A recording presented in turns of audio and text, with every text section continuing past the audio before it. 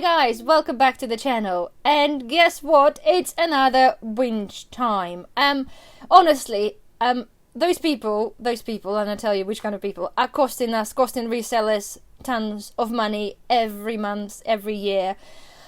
I'm really sorry to say, no disrespect to all my viewers. I'm sure all of you guys that do sort of have a due diligence when you buy something, you read the title and description. My main whinge today is people not reading what they're buying and making an assumptions. We're going through, seem to be like always, anything happens, it goes in like stages, and we have endless amounts of people for the past week buying stuff without actually reading what they're buying. It's just like, it's crazy. They buy something, it gets delivered, and then they want to return this because they made an assumption what it is that they bought, rather than actually looked at the freaking title or description, actually understood what it is that you're buying. And I'm not talking about like really complicated things. There's an item, as you do a picture, we describe this as straightforward, we don't do any complicated items. And of course, guess what? The cosmetics is normally the bleeding thing of them all. As you probably remember, when I did the John Pye auction, I bought a lot of the hair masks.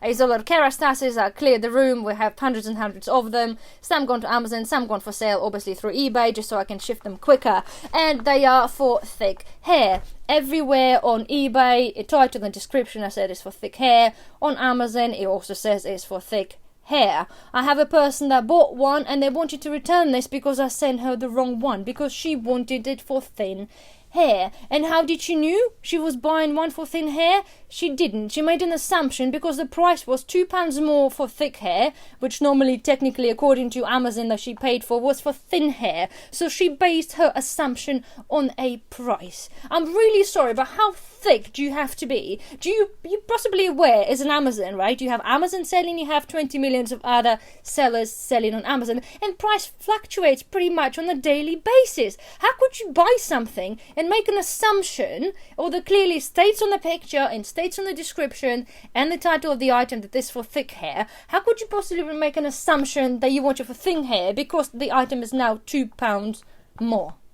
Seriously. So she opened up a return request and she wanted to return this because we sent her something wrong. So of course, being me, I'm not taking anything like this lightly. I kindly messaged the lady with a picture and circled the fact is she bought this for thick hair, not a thin hair, regardless. And when I asked her, I said, could you please kindly confirm whether you've opened the item or not before I accept the return, she decided to ignore me. So I have the return request open on Amazon, and it's been open for about 2 weeks because she's not responding. And guess what? Of course, I'm just going to deny the request because she's not responding. So to me, there was either blunt idea of somebody just trying to get a refund without potentially thinking she's going to have to send the item back, or what I'm basically expecting is 99% of people, she just bought the item on an assumption. And it's been happening on eBay. Again, funnily enough, for the same product, somebody bought one for thick hair and said, could you please send me one for thin hair? Yes, I said, I'm really puzzled, why would you assume I have one for thin hair, because it's clearly staged as a thick hair, and I have a picture saying a thick hair. And she goes, well, your title says you have more than one, and please ask seller if he wants a different type. You know.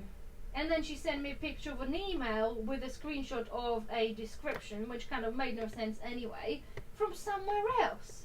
And it's like, what is happening with the world? And I'm sorry I'm going on about this all the time because it bothers me big time.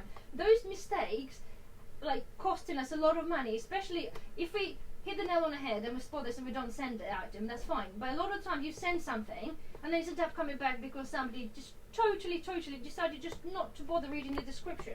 Why would you want to read the description? You receive something, you have a look at it, you don't like it, you send it back, and you blame the seller and get your free returns.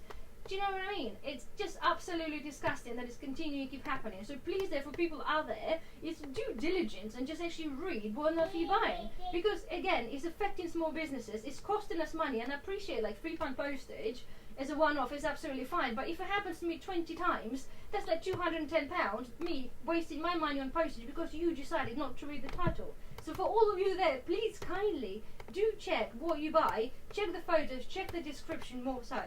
And there we have it. So nobody's going to have a problem. So my whinge is over. My blood pressure is seeping in. So thank you for tuning in again. Again, if you guys experiencing the same problems, don't forget to put a lot of thumbs up in the comments. Hopefully I'm not the only one that's whinging about this. So please stay with me. Thank you for watching and we'll see you again soon. Bye bye.